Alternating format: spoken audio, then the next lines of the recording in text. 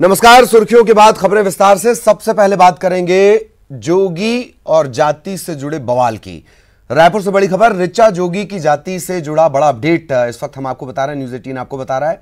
हस्ताक्षर युक्त विक्रय विलेख, इसे समझ लीजिए सेल डीड जिसे कहा जाता है, हस्ताक्षर युक्त विक्रय विलेख सामने आया है। इस सेल डीड में ऋचा की जाति ईसाई लिखी हुई है। इसमें यह भी दर्ज है, यह रिकॉर्ड में है कि जन्म से गैर आदिवासी, यह खास तौर पर लिखा हुआ है। हालांकि न्यूज़ 18 इस दस्तावेज की पुष्टि नहीं करता। इसका सत्यापन, इसकी पड़ताल समितियों और जांच एजेंसियों की जिम्मेदारी है।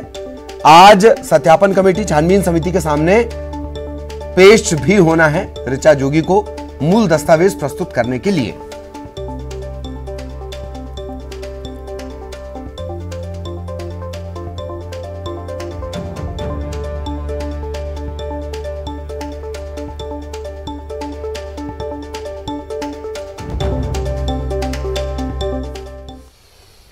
इधर जोगी की जाति पर विष्णुदेव साय ने कहा कि जोगी की जाति की जानकारी पूरे छत्तीसगढ़ को है। उन्हें सुप्रीम कोर्ट जाना पड़ा, लेकिन आज तक उनका जाति का मामला क्लियर नहीं हुआ। भाजपा के लोग भी उनके खिलाफ गए थे, लेकिन ये समझ नहीं आता कि जोगी जी जब कांग्रेस से लड़े थे तो उनके जाति के संबंध में कोई दिक्कत नहीं थी।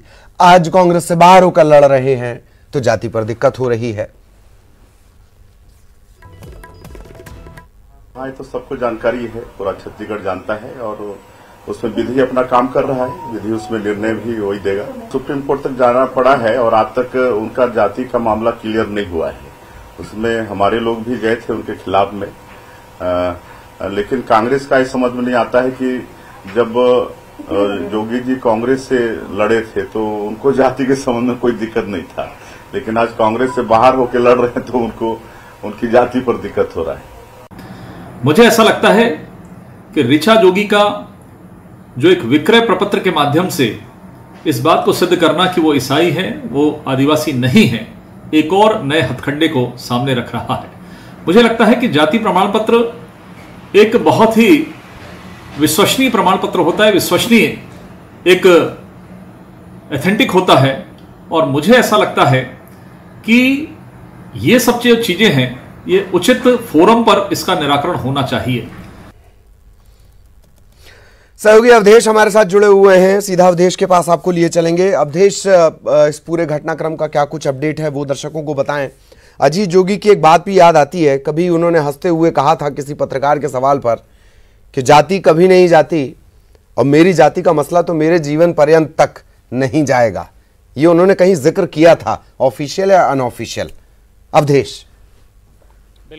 बिल्कुल आपने सही चीज का जिक्र किया गया जी। जोगी जब दिवंगत हुए उससे पहले उन्होंने इस बात का जिक्र किया था। उनके दिवंगत होने के बाद भी अगर उनकी जाति को लेके चर्चाएं तेज है और मामला अगर कमेटी तक पहुंच रहा है तो कहने के लिए काफ़ी है कि जोगी को इस बात का आभास था कि उनकी जाति का मसला न केवल उनके जीवन पर्यंत बल्कि उनके बाद भी होगा।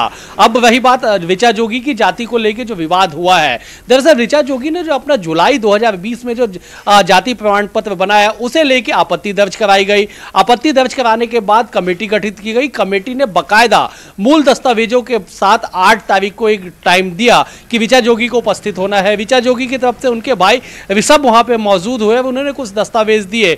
कमेटी ने ऋचा जोगी के तमाम दस्तावेज के मूल प्रतियों के साथ उपस्थित होने के लिए 12 तारीख का वक्त दिया। इतना ही नहीं, ऋषभ जो खुद उनके भाई हो जो पेश हुए, उनके भी जाति प्रमाण पत्र का दस्तावेज कमेटी ने मांग लिए। अब इसके बाद अब बीजेपी के नेताओं का यह बयान, सबसे पहले विष्णुदेव साय का बयान, वो कहते हैं कि जब तक वो कांग्रेस से लड़े जाति पे कोई विवाद नहीं था, और जैसे ही अलग होकर लड़े जाति पे विवाद होना शुरू हो चुका। और संजय श्रीवास्तव जो प्रवक्ता है, उनका यह बयान कि इस पूरे मामले का उचित निराकरण सही फोरम पे होना चाहिए। इस तरह से विक्रय विलेख के आधार पे किसी की जाति को तय नहीं किया जा सकता।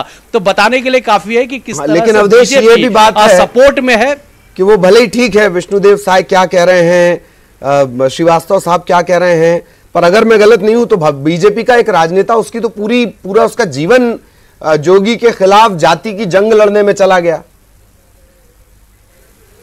बिल्कुल, देखिए बिल्कुल आपने सही कहा कि सबसे पहले जो अजीत जोगी की जाति को लेके जो आपत्ति दर्ज कराई गई और न केवल स्थानीय स्तर पे बल्कि सुप्रीम कोर्ट तक जो लड़ाई चली, और उस लड़ाई के बाद जब अब जो ऋचा जोगी की जाति को लेके विवाद चल रहा है वो पूरा मसला बीजेपी के ही नेता के द्वारा किया गया है। लेकिन ये बात अलग है कि अब उस नेता के द्वारा कांग्रेस का दामन थाम लिया गया है। राजनीतिक गलियारे में चर्चाएं तेज है कि मरवाही उपचुनाव से पहले इस तरह से विवादों को जन्म देने का मकसद क्या है। तो ये भी इस बात की भी चर्चा तेज है कि मरवाही उपचुनाव से पहले ही जुलाई में जाति प्रमाण पत्र बनाने की आवश्यकता क्या थी। लेकिन कुल मिलाकर समझा जा सकता है कि जोगी और जाति का विवाद का अंत फिलहाल होता दिखाई नहीं पड़ रहा है। अमित जोगी ने कहा है कि जो मूल दस्तावेज उनसे मांगे गए थे, उनकी पत्नी से मांगे गए थे, उसके लिए उन्होंने आवेदन दिया है रजिस्ट्री कार्यालय में, और कलेक्ट्रेट में जैसे ही उन्हें वो प्रमाण पत्र मिल जाएंगे उस बात को, उस दस्तावेज को जमा कर देंगे। तो कुल मिलाकर समझा जा सकता है कि फिलहाल इस मसले का, इस विवाद का अंत होता दिखाई नहीं पड़ रहा है। अब थोड़ा सा इसके एक राजनीतिक पहलू हमारे दर्शकों को समझाएं अवधेश।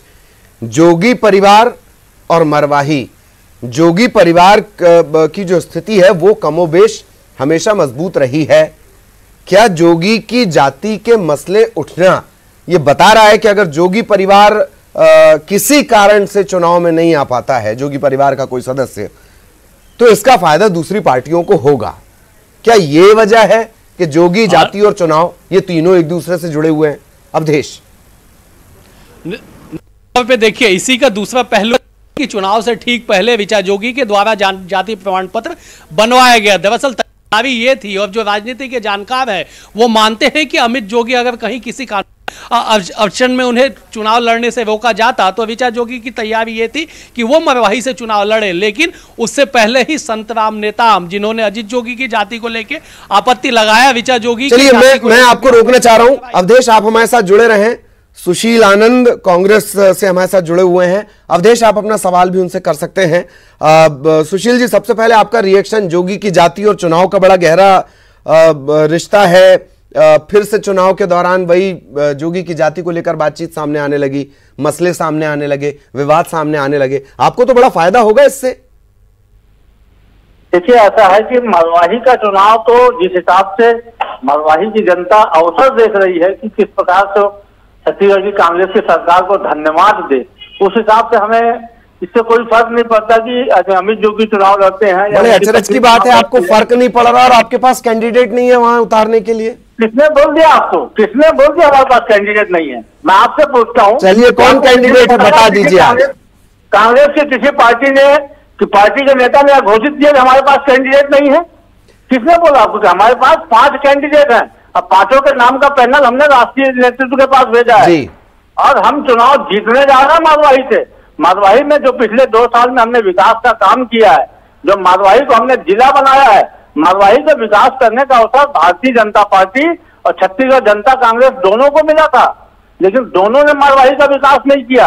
एक के वहां पे लंबे समय से विधायक थे, दूसरे ने इस प्रदेश में 15 साल तक सरकार चलाई, लेकिन कभी मरवाही को जिला नहीं बनाया।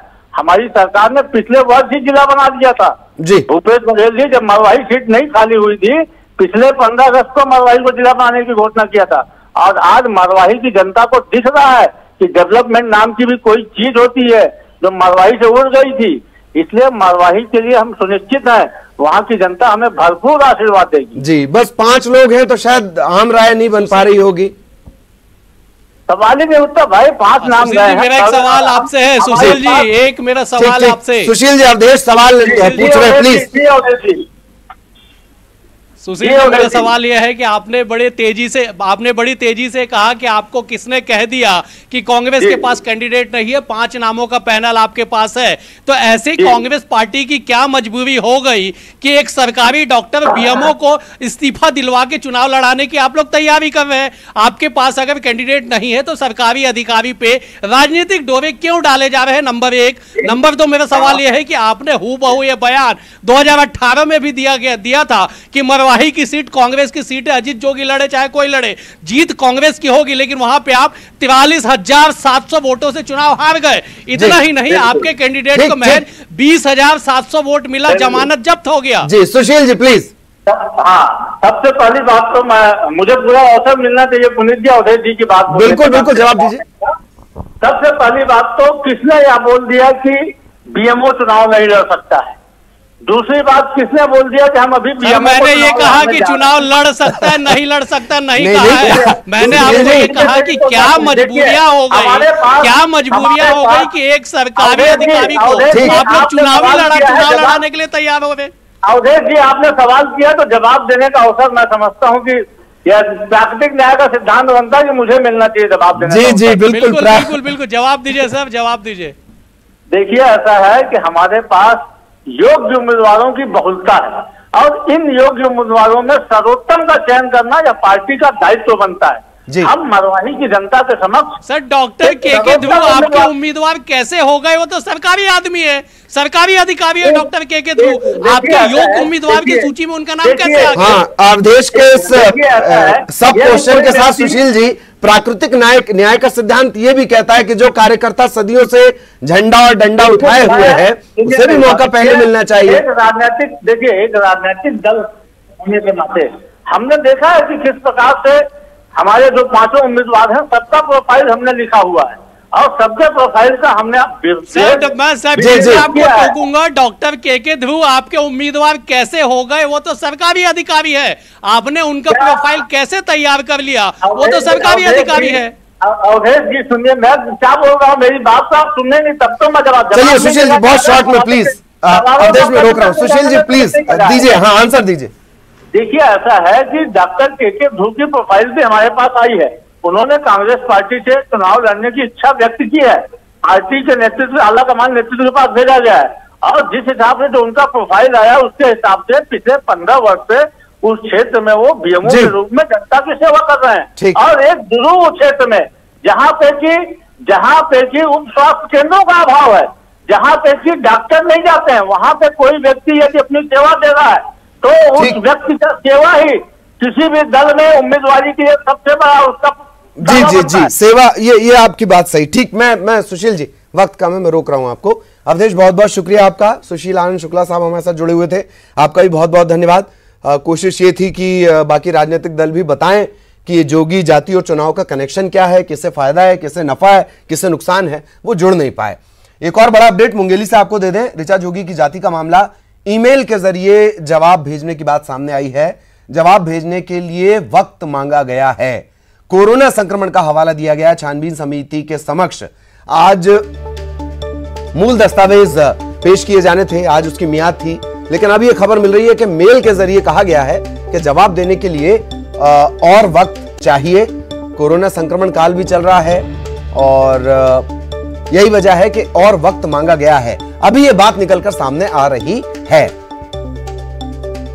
प्रशांत, क्या कुछ अपडेट, हमारे सहयोगी प्रशांत, क्या कुछ अपडेट है ईमेल से जुड़ा हुआ? प्रशांत जी, मैं बता दूं ललित कि आज जवाब प्रस्तुत करने की अंतिम तारीख थी और आज ऋचा जोगी को जवाब प्रस्तुत करने छानबीन समिति मुंगेली में उपस्थित होना था, लेकिन अभी जो जानकारी निकलकर सामने आई है उसमें ऋचा जोगी के द्वारा ईमेल के माध्यम से अपना जवाब भेजा गया है, जिसमें ये उल्लेख किया गया कि बिलासपुर जिला रजिस्ट्रार कार्यालय में कोरोना संक्रमित होने के कारण 7 से 11 अक्टूबर तक यह कार्यालय बंद है, जिसके कारण उन्हें जो आवश्यक दस्तावेज है वो नहीं उपलब्ध हो पा रहे हैं, जिसके चलते उन्हें और समय की आवश्यकता है और इनके द्वारा 10 दिनों का और समय मांगा गया है। इसके साथ साथ मैं बता दूं कि बच्चे का भी जिक्र किया गया है कि 2 माह का नवजात बच्चा भी है, जिसके चलते कोरोना संक्रमण के चलते इन्हें वीडियोग्राफी के माध्यम से अपना जवाब प्रस्तुत करने का मौका दिया जाए। कुल मिला के ये देखने को मिल रहा है कि इनके द्वारा समय आगे बढ़ाने की मांग की जा रही है। इसके पहले 8 तारीख को इन्हें जवाब प्रस्तुत करने पेश होना था, लेकिन उस दिन ऋषभ उनके भाई मौजूद हुए थे। उसके साथ साथ आज एक और तारीख मिली थी 12 तारीख, लेकिन आज भी ईमेल के द्वारा उन्हें उनका जवाब आया है। तो आगे फिर से तारीख एक और मांगी जा रही है। तो लगातार जो बात निकलकर सामने आ रही है उसमें कोरोना संक्रमण का भी जिक्र किया जा रहा है कि जिसके चलते उनका आना संभव नहीं। कुल मिलाकर समय बढ़ाया जा रहा है, किसी भी तरह जो टाइम लिमिट है वो बढ़ाई जा रही है। बहुत बहुत शुक्रिया प्रशांत इस तमाम जानकारी के लिए। सहयोगी प्रशांत हमारे साथ जुड़े हुए थे और इस घटनाक्रम के हर पहलू पर हमारी नजर लगातार बनी हुई है। एक छोटे से ब्रेक के लिए रुक रहे हैं और ब्रेक के बाद बड़ी खबर रायपुर से मिल रही है। केंद्रीय कृषि कानून, जो 3 केंद्रीय कृषि कानून बनाए गए हैं, इसका विरोध किया जा रहा है। किसानों के लिए राज्य सरकार अलग कानून बनाएगी। सरकार ने ड्राफ्ट बनाने की कवायद शुरू कर दी है। कृषि मंत्री की अध्यक्षता में बैठक शुरू कर दी गई है। उच्च स्तरीय कमेटी की बैठक शुरू हो गई है। इस जो उच्च स्तरीय कमेटी की बैठक है, इसमें 4 मंत्री शामिल हैं। रविंद्र चौबे, मोहम्मद अकबर, शिव डहरिया और अमरजीत भगत, वो इस कमेटी में शामिल हैं। विधानसभा के विशेष सत्र के पहले विधेयक का ड्राफ्ट तैयार कर लिया जाएगा। केंद्र का कानून किसान विरोधी है, ये कहना है रविंद्र चौबे का।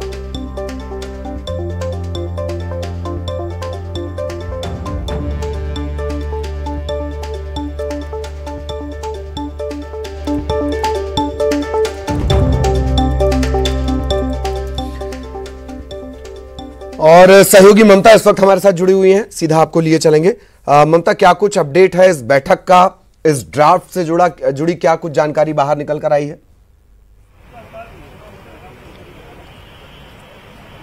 बिल्कुल, देखिए, कृषि मंत्री रविंद्र चौबे के बंगले में ये बैठक शुरू हो गई है और 4 मंत्री इसमें कुल जो है वो शामिल हैं। और जिस तरह से रविंद्र चौबे कह रहे थे कि ये जो कृषि सुधार कानून बनाया है केंद्र सरकार ने, वो कहीं न कहीं किसानों के हित में नहीं है और ऐसे में राज्य सरकार ने साफ कर दिया है कि वो इस कानून को लेकर कानून का पालन यहाँ पर नहीं करेगी। अलग से जो है वो सरकार अपना एक दूसरा तरीका निकालेगी और दूसरा कानून बनाएगी। और उसको लेकर अगर हम बात करें तो बैठक की जा रही है और उनका कहना है कि चूंकि पहले ही ये कहा गया है कि विशेष सत्र बुलाया जाएगा, तो बैठक का उसको लेकर पूरा ड्राफ्ट यहाँ पर तैयार किया जाएगा। कई कानूनी पेचीदगी भी हो सकती है, क्योंकि जिस तरीके से जब राजभवन गए हुए थे कांग्रेस के तमाम लोग, तब मंत्री टीएस सिंहदेव ने कहा था कि हाँ, उस समय भी ये बात आई थी, तब उन्होंने कहा था कि हाँ, कानूनी दिक्कतें हो सकती है लेकिन उसको लेकर रास्ता निकाला जाएगा। तो फाइनली अब ये जो बैठक हो रही है वो उसी मसले को लेकर हो रही है कि अगर कोई कानूनी अड़चन आती है तो उसका हल क्या हो। दूसरी बात यह है कि ये जो कानून है, जो कृषि कानून जो राज्य का बनेगा, उसमें क्या चीजें होनी चाहिए, उसको लेकर अभी चर्चा जारी है। जी चलिए, बहुत बहुत शुक्रिया ममता इस तमाम जानकारी के लिए। सहयोगी ममता हमारे साथ जुड़ी हुई थी। और मंत्री रविंद्र चौबे ने क्या कुछ कहा वो भी हम आपको सुनवाते हैं। मुख्यमंत्री जी ने कहा है कि अपना कानून जब हम बनाएंगे तो उसके लिए आदरणीय मंत्री डॉक्टर शिव डहरिया जी, माननीय मंत्री विधि भाई अकबर जी, माननीय मंत्री खाद्य एवं नागरिक आपूर्ति माननीय अमरजीत भगत जी और माननीय सहकारिता मंत्री डॉक्टर प्रेम साय सिंह जी अभी हायर अथॉरिटीज के साथ, विधि सचिव के साथ और विभागों के प्रमुख सचिवों के साथ हम लोग बैठक करेंगे कि केंद्र के कानून को टच न करते हुए हम अपने किसानों, मजदूरों और आम उपभोक्ताओं के संरक्षण के लिए किस प्रकार कानून बना सकते हैं, उसके बारे में अभी बैठक जल्द शुरू होने वाली है।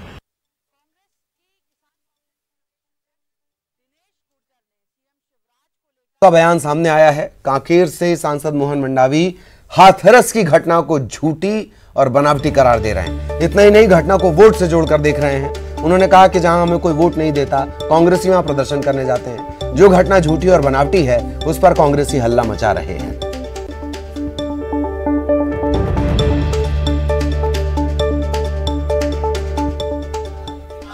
नहीं, हम तो यहाँ के लिए हाथरस की घटना आप पेपर में पढ़े होंगे, पेपर वाले बताए हैं वो बनावटी घटना है, जगह जगह ट्वीट चल रहा है ना, और वो बनावटी घटना है, ये हकीकत घटना है। इसके लिए हम लोग धरने में बैठ रहे हैं, वो बनावटी के लिए नहीं। और वो लोग बनावटी जहां होता है उसके लिए धरने में कांग्रेस वाले बैठते हैं। और हाथरस जहां हमारा 200 दूर है, किसी ने हमको वोट तक नहीं दी, वहां धरना परिषद में जा रहे हैं।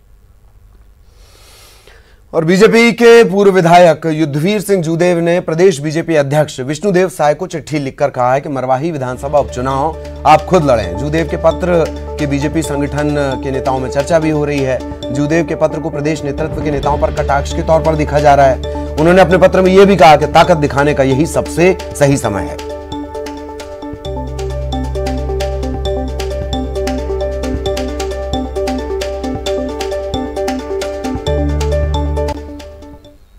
और इस पत्र पर प्रदेश अध्यक्ष ने प्रतिक्रिया भी दी है। उन्होंने कहा कि जूदेव परिवार से हमारा बहुत पुराना नाता है और इसी नाते के तौर पर पत्र लिखा गया। वो हमारे शुभचिंतक हैं।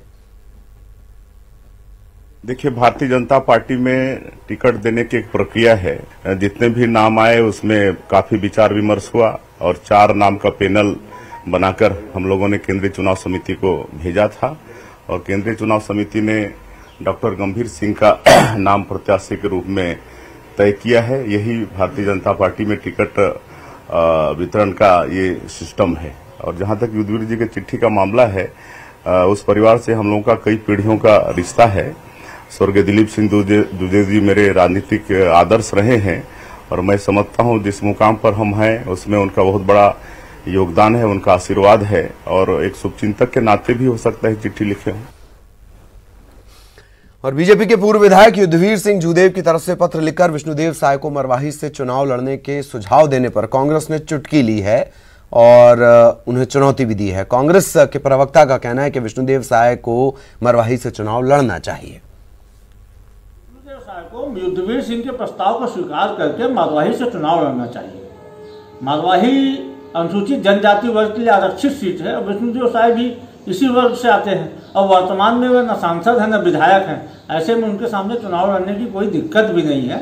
और दूसरी बात, भारतीय जनता पार्टी को अपनी गहराई का भी अंदाजा लग जाएगा। विष्णुदेव साय जी वहाँ से चुनाव लड़ लेंगे तो जो भारतीय जनता पार्टी के नेता मिथ्या प्रलाप करते हैं राज्य सरकार के ऊपर में, तो मरवाही की जनता उसका एक प्रमाण भी उनको प्रस्तुत कर देगी। और भारतीय जनता पार्टी का जो एक मुगालता है कि वे भारतीय जनता पार्टी जो 2018 के विधानसभा चुनाव में अपना जनाधार खो चुकी है उसमें थोड़ी बहुत वापसी हो रही है। इस मुगालते को भी से भी भारतीय जनता पार्टी बाहर निकल आएगी और मरवाही की जनता को भी एक रोचक मुकाबला देखने को मिलेगा। और कोरबा नगर पालिका निगम की सामान्य सभा की बैठक से पहले जमकर हंगामा हुआ। बैठक में नेता प्रतिपक्ष हितानंद अग्रवाल को शामिल होने से रोका गया। इसे लेकर बवाल मच गया। नेता प्रतिपक्ष को घर पर आइसोलेशन का हवाला देकर प्रवेश पर रोक लगा दी गई। नेता प्रतिपक्ष हितानंद अग्रवाल समेत बीजेपी के 3 पार्षदों को सामान्य सभा की बैठक में शामिल नहीं होने दिया गया। इसे लेकर बीजेपी ने कांग्रेस पर निशाना भी साधा।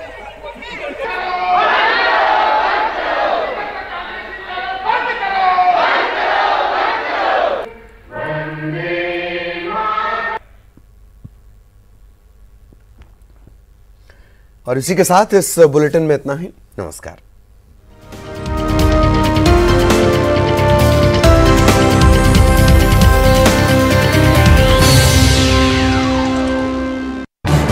इस न्यूज हेडलाइंस के प्रायोजक पेट सफा आयुर्वेदिक जूस, पेट सफा हर रोग दफा।